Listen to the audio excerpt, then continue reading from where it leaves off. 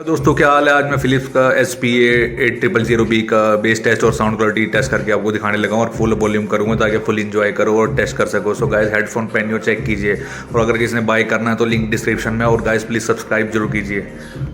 Easier to break it off. I don't really understand myself. I don't really understand how. I don't wanna be the dog in the shop. Couldn't even hear me if I could. It's so cold outside.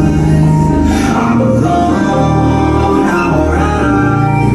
It's so cold outside. I'm alone, I'm alright. It's so cold.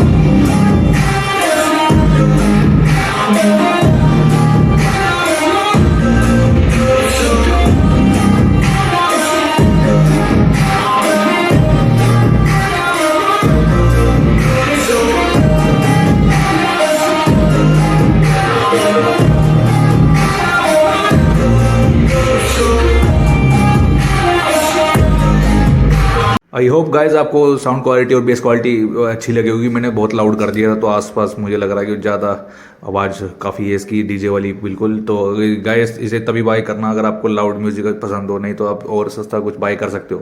तो guys please check the link in description and subscribe my channel. Thank you.